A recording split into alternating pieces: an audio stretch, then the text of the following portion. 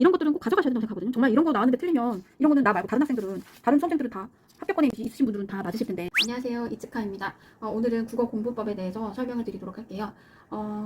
공무원 국어는 정말 공부해야 될 범위도 많고 또 암기사항도 굉장히 많을 뿐만 아니라 시간 조절도 굉장히 잘하면서 고득점을 받아야 하는 가장 괴로운 과목이 아닌가 그렇게 생각을 하고 있고, 저는 국어를 공부함에 있어서 가장 중요한 포인트는 바로 범위 설정을 어느 정도 선까지 하고, 그리고 가장 효율성 있게 공부할 수 있는 방법, 그게 가장 핵심 포인트라고 생각을 합니다. 그래서 오늘은 그런 것들 중심으로 해서 설명을 드리도록 하겠습니다. 국어도 마찬가지로 20문항입니다. 국어는 굉장히 쉽게 나올 때 하고 어렵게 나올 때 하고 좀 번갈아 가면서 좀 난이도가 좀 왔다 갔다 하는데, 쉽게 나왔을 때에는 18분에서 20분, 그리고 어렵게 나왔을 때에는 25분 정도 해서 그 내에 20문제를 풀어주셔야 합니다. 그렇기 때문에 이 20문항을 전부 다 똑같은 비중으로 풀 수는 없고 어휘 문법을 거의 5분 내에 좀 풀어주셔야 돼요. 그리고 나머지 한 15분에서 20분 정도의 그 시간은 비문학과 문학에 투자를 하셔야 됩니다. 문항수로 봤을 때는 조금 요즘에는 복합형 문제가 출제되는 경향이기 때문에 딱 떨어지게 뭐 몇 퍼센트 몇 퍼센트라고 말씀을 드릴 수는 없지만, 일반적으로 봤을 때는 어휘하고 문법이랑 섞어서 한 10문제 정도, 그리고 독해가 한 10문제 정도. 그런데 여기에서 한 두세 문제는 조금 왔다 갔다 하는 것 같고, 복합형 문제도 한 5문제 정도는 되는 것 같아요. 그래서 선생님들에 따라서 어떤 분은 그걸 문법으로 보시고 또 어떤 분들은 그걸 독해로 보고, 이런 식으로 약간 분류하시는 그런 범위도 좀 다른 것 같더라고요. 그래서 제가 영어와 다르게 국어 같은 경우에는 그렇게 딱 몇 문항이다라고 말씀을 드리지 않겠습니다. 일단 대충 반반 정도의 비중으로 생각을 하시고 준비를 하시면 될 것 같고, 여기에서 굉장히 다 외우고 다 공부를 하셔야 되는데, 어떤 순서로 내가 공부를 하면 좋은지 조금 설명을 드리면, 일단은 한자하고 성어는 꼭 가져가셔야 돼요. 여기에서 요즘에는 이러한 다른 그 이외의 어휘는 조금 한두 문제 정도로 조금 범위가 줄어든 것 같은데, 한자하고 성어는 한 3문제에서 4문제 정도 나오는 것 같아요. 그러니까 절대 버리면 안 되겠죠. 그래서 제가 좀 이따가 한자하고 성어 공부하는 방법에 대해서 좀 설명을 드리도록 하겠습니다. 절대 버리면 안 되고, 그리고 문법 같은 경우에도 보면은 의문론, 형태론, 통사론에서 문법 문제가 있고, 그 외에도 표준 발음, 한글 맞춤법, 로마자, 올발음, 문장 고치기, 높임법, 그리고 고전 문법 등 굉장히 범위가 많아요. 저는 문법 문제가 문항수가 많이 줄어들긴 했지만, 한 문제에 뭐 4문제, 5문제를 이렇게 때려박는 식으로 해서 굉장히 문제가 난이도가 올라갔기 때문에 버리지는 않으셨으면 좋겠습니다. 문법은 초반에 잡으셔야 돼요. 그래서 이 문법은 보통 10월에서 11월까지는 거의 끝내셔야 돼요. 끝낸다는 게 무슨 얘기냐면 어느 정도 한 1, 2회독 정도는 하셔야 된다는 말씀이거든요. 그래서 그때까지는 어느 정도 내가 진짜 암기해야 되는 사항 빼고는 어느 정도 내용 이해가 갔다. 그 정도로 좀 그래도 최소한 2회독 정도? 그 정도는 좀 해 놓으셔야 됩니다. 그리고 특히 표준 발음, 한글 맞춤법 뭐 이러한 것들은 솔직히 나와봤자 한두 문제이긴 한데, 이거를 또 버릴 수는 없잖아요. 그러니까 이거는 그냥 영어 단어를 외운다 치고, 이거는 정말 끝까지 그냥 외운다 치고 암기사항으로 계속 가져갈 거거든요. 그러니까 그 다음에 독해 같은 경우에는 이제 쭉 하셔야 되는데, 문학이랑 비문학이랑 조금 다르다고 보셔야 되는데, 비문학 같은 경우에는 똑같은 지문이 나오지는 않지만 틀은 좀 정해져 있어요. 주로 쓰는 트릭이라던가. 그렇기 때문에 비문학은 계속해서 내가 그 지문을 통해서 문제를 풀 수 있는 거의 패턴 연습을 하셔야 돼요. 문제를 풀 수 있는 패턴 연습. 이게 어느 정도 패턴화가 되어 있지 않으면 그 급박하고 떨리고 이렇게 그런 실전 상황에서 틀릴 수도 있어요. 굉장히 떨리기 때문에 갑자기 안 보일 수도 있고 안 읽힐 수도 있고. 그러니까 1년에 한두 번밖에 없는 나의 그런 중요한 기회를 내 컨디션에 맡길 수는 없는 거잖아요. 그렇기 때문에 그러함에도 불구하고 답을 끄집어낼 수 있는 그런 훈련을 꾸준하게 하셔야 됩니다. 그리고 문학 같은 경우에는 어느 정도 범위가 좀 정해져 있는 것 같아요. 그래서 문학은 어떤 식으로 하면 되는지, 이 문학 공부하는 방법도 조금 설명을 드리도록 하겠습니다.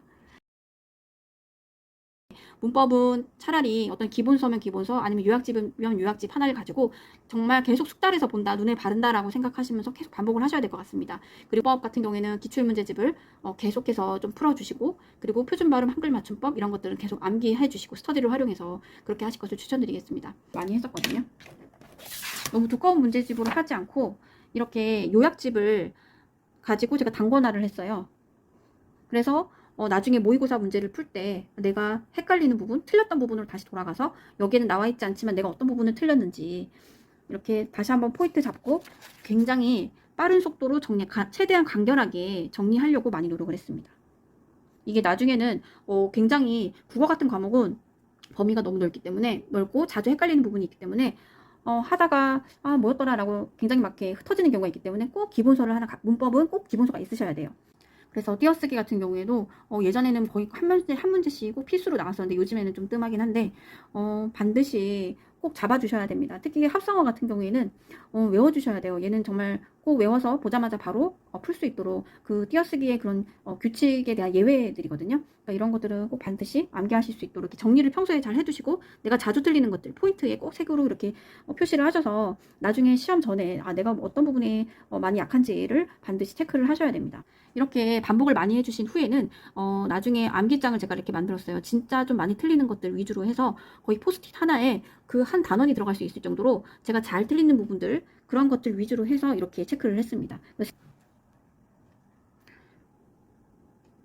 네, 이런 식으로 해서 자주 틀리는 것들 그런 것들을 다시 한번 상기 같은 경우에도 이렇게 그 이선재 선생님 나침반 실전 보고 이렇게 보면은 핵심 자료 이렇게 그 중간에 이렇게 나와 있는 것들이 있거든요. 그런 것들을 제가 복사를 해가지고 이런 식으로 빨간색과 형광펜을 가지고 이렇게 체크를 했고 그리고 이걸 가지고 저는 계속 반복해서 이런 것들 중심으로 외웠고 여기에다가 플러스 내가 자주 틀리는 것들 모의고사에 자주 틀렸던 것들을 여기에다가 기입을 했어요. 그러니까 이게 단권화가 된 거죠. 그러니까 순서를 정하면 일단 첫 번째로 요약집 혹은 기본서를 숙달되도록 굉장히 반복해서 암기를 해주는 거죠. 초반에는. 그리고 나서 이제 1월 달부터 3월까지는 제가 모의고사 시즌이 되잖아요. 그럼 모의고사 시즌이 됐을 때에는 계속해서 모의고사를 보면서 틀렸거나 약점이었던 것들을 바로 기본서로 다시 돌아가서 다시 공부하고 체크하고 이런 식으로 해서 같이 계속 공부를 해주는 거죠. 물론 모의고사 시즌 전에 기출문제집을 풀잖아요. 그럼 기출문제집 풀 때도 항상 기본서는 옆에 두고 풀었거든요. 그러니까 공부하고 그리고 내 기본서에 없는 것들 그런 기출문제인데 내가 자주 틀리는 것들을 꼭 체크해주고 이런 식으로 계속 단권화를 그러니까 기출문제집과 모의고사를 단권화를 다 시켜준 거죠. 이렇게 해서 시켜준 걸 가지고 계속해서 회독을 해주잖아요. 그러니까 이거는 거의 막 30번도 넘게 봤다고 해야 되죠. 이렇게 해서 한 그 회독된 그런 책을 가지고 시험 한 달 전에 제가 또 다시 이렇게 한번 정리를 하는 거죠. 그러면은 이게 몇 페이지 안 되거든요. 이거를 보고 제가 시험을 보니까 얼마나 자신감이 생기겠어요. 그러니까 여러분들도 이런 식으로 해서 꼭 본인만의 그런 정리된 그런 노트 이런 것들을 꼭 만드시길 바라겠습니다. 그럼 한자 성어 한번 볼까요? 일단 핵심은 한자 부수를 공부하는 방법입니다. 부수를 읽을 줄 알면 한자를 내가 모르는 한자가 나오더라도 어느 정도 추측이 가능해요. 그리고 내가 한자 문제를 보면은 부수를 가지고 장난을 치는 경우가 있거든요. 그렇기 때문에 일단 부수를 철저하게 공부를 하시는 게 가장 효율적이라고 보실 수 있습니다. 그리고 그 다음으로 추천드리고 싶은 거는 모양이 비슷한 한자 그리고 발음이 비슷한 한자 이러한 것들을 같이 묶어서 공부하시는 게 가장 효율적이라고 생각을 해요. 왜냐면 시험 출제자들은 이런 걸 가지고 수험생들이 헷갈릴 거라는 걸 잘 알고 있기 때문에 이런 걸 부수라던가 아니면 비슷한 모양을 가지고서는 문제를 출제하기 때문에 바로 그 점을 이용해서 같이 묶어서 공부를 하는 거죠. 그래서 나는 정말 한자를 정말 한 번도 공부해 본 적이 없고 그리고 한자는 좀 포기하고 싶다라는 그런 마음을 가지고 계신 분들도 계시잖아요.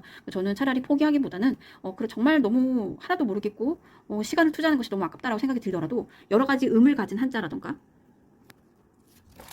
아니면 혼동하기 쉬운 한자 이런 것들은 꼭 가져가셔야 된다고 생각하거든요. 정말 이런 거 나왔는데 틀리면 이런 거는 나 말고 다른 수험생들은 다 합격권에 있으신 분들은 다 맞으실 텐데 그러면 좀 타격이 크다는 얘기죠. 저 같은 경우에는 어느 정도 한자가 기본기가 되어 있었기 때문에 자주 출제되는 한자어 이런 것들을 정리되어 있는 문제집을 계속해서 몇 페이지씩 2페이지, 3페이지, 4페이지 이 정도씩 해서 계속 눈으로 꾸준히 발라줬지만 정말 이런 것이 너무 그림처럼 보이시는 분들은 차라리 혼동되는 거 그런 거 중심으로라도 묶어서 꼭 공부하고 놓치지 마시기 바랍니다. 그리고 절대로 놓쳐서는 안 되는 게 바로 한자 성어죠. 한자 성어는 솔직히 쓰지는 않아도 되고 한자 성어 중에 한자가 틀린 것은 이런 식으로 문제가 나오진 않거든요. 보통 독해하고 연관지어서 그 독해와 어울리는 한자 성어를 선택한다던가 이런 식으로 해서 내가 이 한자 성어를 이렇게 도금이 주어져 있지 않고 한자로만 되어 있는 것을 읽을 수 있고 그 의미가 뭔지 그 정도만 파악할 수 있어도 충분합니다. 시킬 수 있도록. 그리고 한자 성어 같은 경우에는 제가 그냥 정리를 좀 했어요. 그러니까 거기 책에 나와 있는 것처럼 그렇게 다 해설을 하지 않고 제 나름대로 그러니까 그 한자 성어를 보고 내가 딱 떠올릴 수 있는 그런 거 경강부해 억지부림 이런 식으로 해서 제가 제 나름대로의 그런 언어로 바꾼 거죠. 그래서 이런 식으로 진짜 간단하게 해가지고 눈으로 바르는 거죠.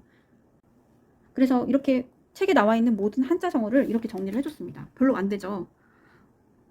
하나, 둘, 셋, 세 페이지밖에 안 되는데 여기 내에 다 들어가게 되더라고요. 비문학 독해의 경우에는 저는 이유진 선생님의 독해 알고리즘을 이용을 했는데요.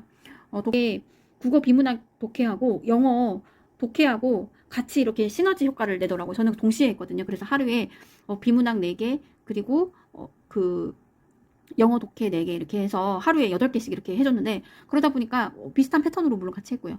특히 제가 접속어 넣기 이런 것들을 조금 많이 약하고 했었는데, 접속어 넣기 그리고 어떤 순서 배열 뭐 이런 것들이 좀 약했는데, 이게 세트로 같이 공부를 하니까 어느 정도 감이 오더라고요. 그래서 이런 식으로 처음에 접속어를 이렇게 공부를 했고,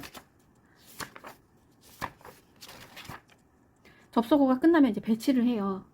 별표 다 틀린 건데 배치를 하면서 보면은 제가 꼭 다 그 앞이나 뒤에 많이 오답을 많이 체크했는데, 이거를 제가 계속해서 이렇게 도표식으로 이효진 선생님 스타일이 항상 이렇게 체계적으로 가르쳐 주시는 스타일이기 때문에 여기에 맞춰서 제가 이렇게 도식화하는 거죠. 이런 식으로 해서 이 문단의 그런 순서 배열이라던가 이런 것들을 어느 정도 공부를 할 수 있었습니다.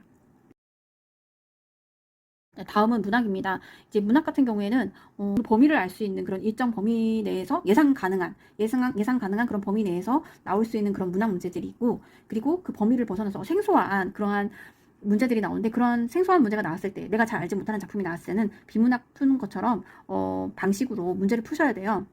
근데 대부분의 문제는 예전에 우리가 배웠던 그러한 고등학교 그 출제 범위 내에서 나오거든요. 이제 그러한 문학 작품의 경우에는 미리 그 전에 사전에 공부를 해 두셔야 되죠. 그래서 저는 이제 정리를 할 때 그냥 무작정 이렇게 정리를 하면 나중에 복습하기가 굉장히 어렵거든요. 그래서 딱 포인트만 잡고, 공무도화가 같은 경우에는 제가 봤을 때 가장 문제 출제 경향이 높은 거, 가장 포인트는 바로 물의 의미라고 생각을 해서, 이 물의 의미는 어떻게 변하는지 이렇게 가로치기를 해놓은 거죠. 그러니까 이런 문제를 딱 보면은 제가 이걸 가지고 바로바로 그 가로를 답을 넣으면서 정리를 할 수 있게끔 그렇게 해서 단권화를 했어요. 이게 이 선생님의 그런 책뿐만이 아니라 다른 책에서도 제가 공부했던 그런 것들을 가지고 여기에는 나와 있지 않은 것까지 정리를 해가지고 이렇게 단권화를 했습니다. 그래서 예를 들면 그 황조가에서 꾀꼬리가 객관적인 상관물로 많이 나오잖아요. 그래서 이러한 것들에 체크를 해주고, 그 외에 다른 작품에서는 어떤 것들이 있는지, 그러한 것들이 어떤 의미를 가지고 있는지에 대해서 좀 정리를 하고, 이게 제가 정리한 거거든요. 3.2인공 뭐 이런 거는 진짜 외워야 될 것도 많고 너무 힘들잖아요. 그래서 이것도 그냥 제가 정리를 좀 해서 나중에 어떤 포인트를 가지고 내가 공부를 하면 좋은지에 대해서 이렇게 체크를 했습니다. 그리고 최종 정리. 그리고 작품마다 이렇게 앞부분에다가 이렇게 써줬어요. 정리를 해줬죠. 이거는 어떤 게 포인트다. 이 작품 하면은 바로 이 단어들이 바로 자연치나 뭐 이런 식으로 해서 물화일체 이렇게 바로 떠올릴 수 있도록. 이거는 현대시도 마찬가지입니다. 항상 이렇게 옆에 바로 이 특징을 내가 바로 떠올릴 수 있도록 이런 식으로 옆에 한두 단어씩 이렇게 꼭 적어줬거든요. 그러면은 내가 문제를 풀 때 이거를 기억을 하고 잊어버리지 않겠죠. 소설도 마찬가지입니다. 소설도 거기에 꼭 제가 알아야 되는 특징들, 그러한 것들을 기입을 해서, 특히 뭐 1인칭 관찰자 시점 뭐 이런 거, 이게 사회와 개인의 갈등인지 개인과 개인의 갈등 이런 거 꼭 옆에다가 이렇게 적어가지고 나중에 작품이 나왔을 때 이거를 기억을 해야 되죠. 그리고 이제 그런 거 있잖아요. 어떤 그 한 작품인데 1인칭 관찰자 시점이 있고 주인공 시점이 있잖아요. 이럴 때는 조금 더 유심히 제가 문제를 풀 때 꼭 체크하고, 네, 이런 식으로 해서 정리를 하였습니다. 이거는 이유진 선생님이 무료로 제공해 주시는 고시조 백선인데, 보시면 아시겠지만 여기 본문이 나오고, 그리고 현대어 풀이, 그리고 핵심 정리가 나와 있어요. 근데 이게 100개인데 굉장히 여기 내에서 거의 다 출제가 되기 때문에 나중에 시험 볼 때 이것만 가지고 계속 돌렸어요, 저는. 네, 그래서 제가 지금까지 이렇게 저렇게 한번 설명을 드려봤는데 도움이 되셨을지 모르겠네요.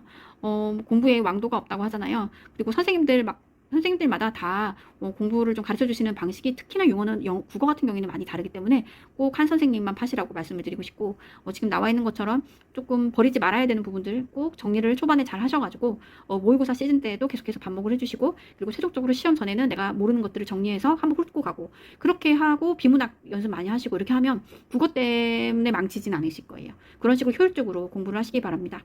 감사합니다.